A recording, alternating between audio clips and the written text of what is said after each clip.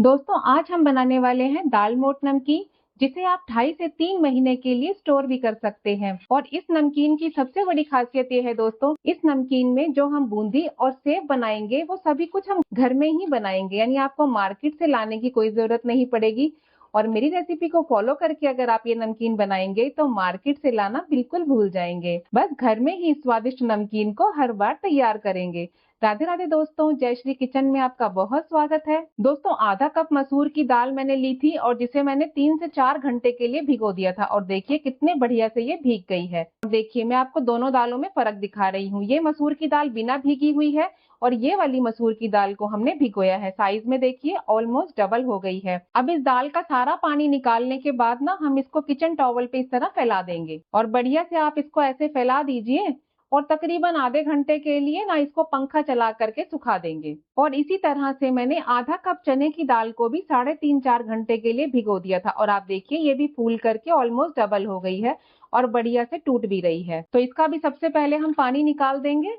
दोस्तों चने की दाल आपकी मर्जी है, आप डालना चाहें तो डालिए इस नमकीन में, नहीं तो आप स्किप कर सकते हैं। मेरी फैमिली ना इस नमकीन में चने की दाल पसंद करती है, तो इसीलिए मैंने चने की दाल को यूज किया है और यकीन मानिए टेस्ट भी बहुत बढ़ जाता है चने की दाल से। सेम उसी तरीके से ना इसको भी किचन टॉवल पे रख देंगे और फिर वही पंखे के नीचे इसको सुखा देते हैं। जब तक हमारी दोनों दालें सूख के तैयार होंगी तब तक हम बाकी का काम कर लेंगे। चलिए सेव बनाना स्टार्ट करते हैं। 2 कप बेसन ले लेंगे एक बोल में। ये आ गया दूसरा कप। 2 चुटकी हींग, नमक स्वाद के अनुसार, चौथाई छोटा चम्मच हल्दी पाउडर, 2 छोटे चम्मच ऑयल डाल लेंगे। रिफाइंड ऑयल है दोस्तों, ये सनफ्लावर का यूज कर रही हूँ मैं। अब जैसे हमने 2 कप बेसन लिया है तो बस हम 2 चुटकी इसमें बेकिंग पाउडर डालेंगे। बेकिंग पाउडर यूज कर रही हूँ, बेकिंग सोडा यूज नहीं कर रही हूँ इसमें। अगर आप बेकिंग सोडा ऐड करने वाले हैं तो बस 1 चुटकी बेकिंग पाउडर डाल देना। इसको पहले हम बढ़िया से मिक्स कर लेंगे। अगर आप इसको चटपटा बनाना चाहें तो इसमें आप लाल मिर्ची का या काली मिर्ची पाउडर का यूज कर सकते हैं। थोड़ा थोड़ा पानी ऐड करते जाएंगे और इसको मिक्स करते जाएंगे। बिल्कुल इसको डो की तरह नहीं बनाना है। अभी आप देख लीजिएगा कि इसकी कंसिस्टेंसी कैसी रहेगी। ये देखिए इस तरह की कंसिस्टेंसी रखनी है, बिल्कुल गाढ़ा डो के जैसे नहीं बनाइएगा। अब इसको करीब 2 मिनट के लिए ना एक ही डायरेक्शन में इस तरीके से हम फेंटते जाएंगे। ये देखिए बहुत अच्छे से इसको मैंने मिक्स कर लिया है। अभी ना 15 से 20 मिनट के लिए हम इसको ऐसे ही ढक के रख देंगे ताकि बेसन बढ़िया से फूल के सेट हो जाए। चलिए नमकीन के लिए ना एक मसाला बना लेते हैं। 1 छोटा चम्मच चाट मसाला पाउडर, 1 छोटे चम्मच से थोड़ी सी कम है कश्मीरी लाल मिर्ची, काला नमक डाल देंगे स्वाद के अनुसार, चौथाई छोटा चम्मच भुने जीरे का पाउडर। अब इन सभी मसालों को ना मिक्स कर देंगे। दोस्तों कश्मीरी लाल मिर्च से कलर भी आ जाएगा और हल्की सी नमकीन चटपटी भी हो जाएगी। अगर ज्यादा चटपटा खाना पसंद करते हैं तो आप तीखे वाले लाल मिर्च को भी यूज कर लेना।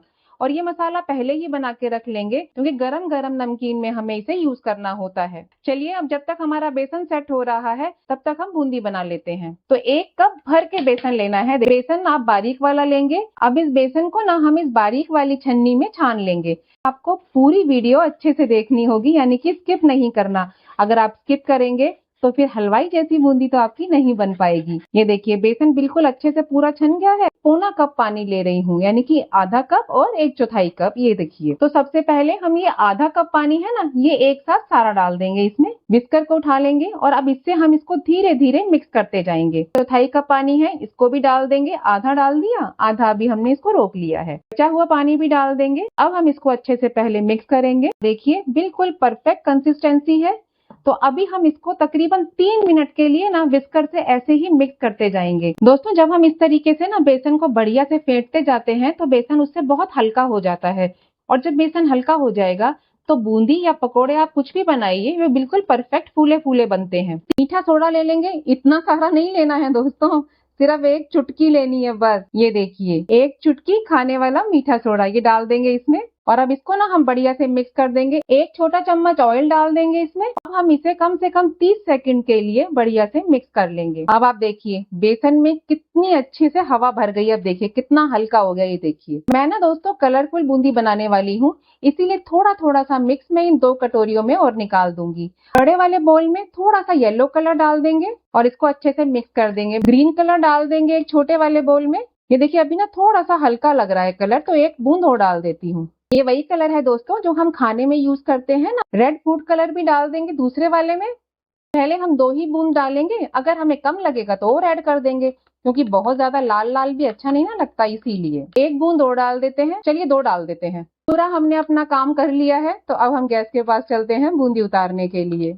देखिए दोस्तों, बूंदी उतारने के लिए ये जो झारा होता है ना, जो हम घर में यूज करते हैं, बस हम इसी झारे से बूंदी उतारेंगे। ऑयल भी गर्म हो गया है, झारा ले लेंगे, लेकिन झारे को थोड़ा सा ऊंचाई पे रखेंगे। बूंदी का बैटर ले लेंगे और बिल्कुल हल्के हल्के हाथ से इस तरह डालते जाएंगे। आपको कुछ नहीं हिलना डुलना है, सिर्फ आपको इस तरीके से बूंदी का बैटर डालते जाना। और आप खुद ही देख रहे होंगे कि कैसी गोल गोल बूंदियां बन रही हैं। बिल्कुल भी बनने में टाइम नहीं लगता है। 1.5 से 2 मिनट रखेंगे और गैस का फ्लेम इस टाइम मैंने लो टू मीडियम कर दिया है। ये सारी बूंदी अब हम निकाल लेते हैं पैन में से। और अब मैंने गैस का फ्लेम बिल्कुल ही लो कर दिया है, क्योंकि ऑयल का टेम्परेचर ज्यादा रहेगा तो सेकेंड बैच बहुत जल्दी फ्राई हो जाएगा और अच्छे से करारा नहीं होगा।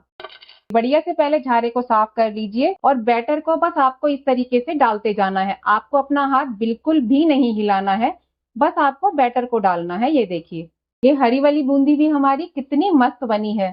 चलिए इसी तरीके से ना इस वाले में निकाल लेते हैं छन्नी में। वही प्रोसेस करेंगे, झारे को थोड़ा ऊंचाई पे रखेंगे और ये लाल वाला भी बेसन का जो हमने बैटर बनाया है, इसको भी अब हम इस तरीके से डाल देंगे। ये देखिए, इसको भी सेम उसी तरीके से छन्नी में निकाल देंगे ताकि सारा एक्स्ट्रा ऑयल निकल जाए। ये देखिए दोस्तों, कितनी सुंदर हमारी बूंदी बनके तैयार हो गई है। ये देखिए दोस्तों, ये बेसन देखिए आप, पहले से थोड़ा सा फूल गया है। पहले थोड़ा सा पतला पतला लग रहा था ना, अब आप देखिए थोड़ा सा ये टाइट हो गया है। इसीलिए मैंने आपको कहा था कि आप थोड़ा सा इसको ढीला ही रखना, क्योंकि फूलने के बाद टाइट हो जाएगा। बस अब इसको हम ना 30 सेकंड और फेंट लेंगे। दोस्तों, मेरी पिछली रेसिपीज पे सुनंदास किचन जी और मेक टिप आप लोगों ने कमेंट किया, आपका दिल से बहुत बहुत धन्यवाद। जिन्होंने मेरे चैनल पे पहली बार विजिट किया है, तो उनसे मेरी रिक्वेस्ट है कि आप मेरे चैनल को सब्सक्राइब कर लें, ऐसी ही बहुत मजेदार और अलग तरह की झटपट बनने वाली रेसिपीज के लिए। और जिन्होंने सब्सक्राइब कर रखा है, उनका बहुत बहुत दिल से धन्यवाद। चलिए बस हमारा काम हो गया है, अब हम बिस्किट को हटा देते हैं। ये देखिए दोस्तों, बेसन का सेव बनाने के लिए मैं इस तरह का जो सेव मेकर मिलता है ना मार्केट में, उसी का यूज कर रही हूँ। इससे ना बहुत आराम से हमारी सेव बन जाएगी। इसको सबसे पहले हम ऑयल से ग्रीस कर लेंगे। ग्रीस जरूर कर लेना, नहीं तो बेसन चिपक जाएगा इसमें। बारीक सेव बनाना है ना, सबसे छोटे वाले सांचे को यूज कर रही हूँ। ये देखिए, बारीक छेद वाले, इसको भी ग्रीस कर लेंगे ऑयल से। और अब हम इसको इसमें फिट कर देंगे मशीन में।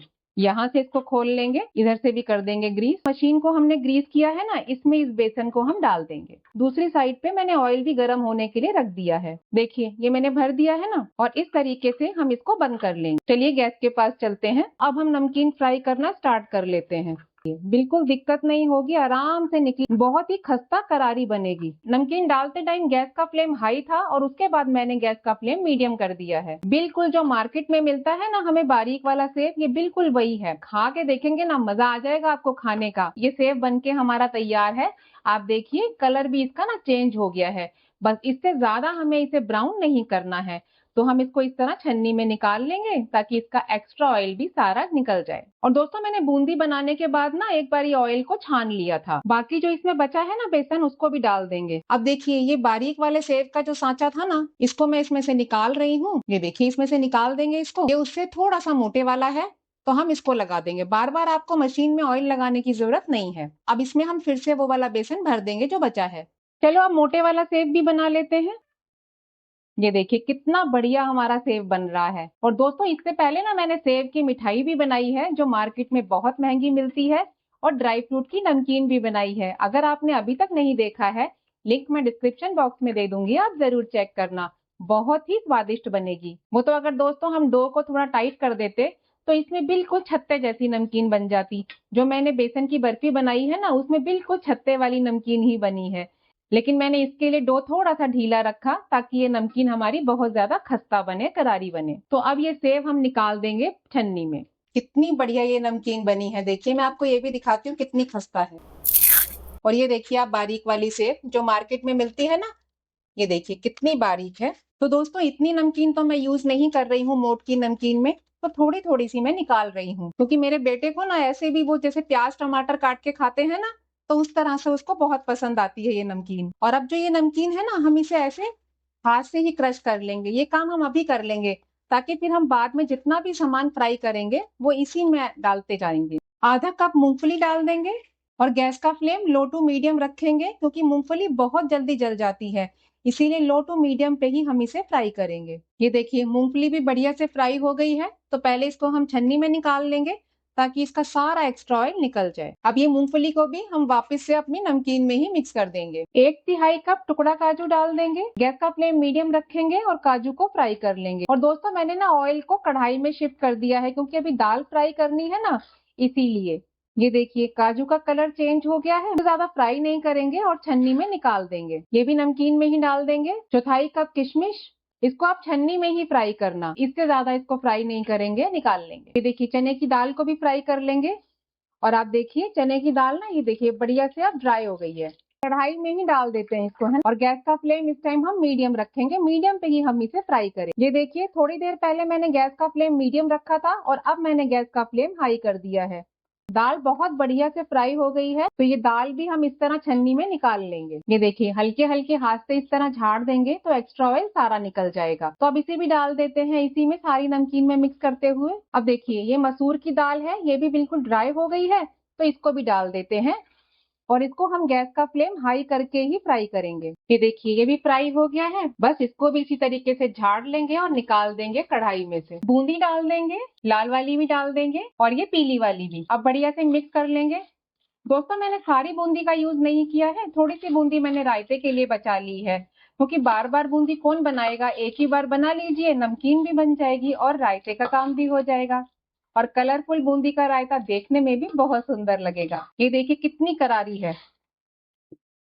करारी करारी नमकीन। और इतनी अच्छी नमकीन जब हम घर में ही बना सकते हैं तो क्या जरूरत है मार्केट से लाने की। हमने जो ये मसाला बनाया था ना, ये सारा हम डाल देंगे नमकीन के ऊपर और अब इसे कर देंगे बढ़िया से मिक्स। हो गई हमारी चटपटी करारी नमकीन तैयार। अब आप इसको एयर टाइट डब्बे में बंद करके 2.5 से 3 महीने स्टोर करिए और मजा लीजिए इस नमकीन का। बढ़िया करारी करारी नमकीन बहुत ही स्वादिष्ट बनेगी दोस्तों। और दोस्तों अगर आपको मेरी रेसिपी पसंद आ रही है तो मेरे वीडियो को लाइक शेयर और चैनल को सब्सक्राइब करना ना भूलें। ओके दोस्तों, बाय बाय, मिलती हूँ नेक्स्ट रेसिपी के साथ।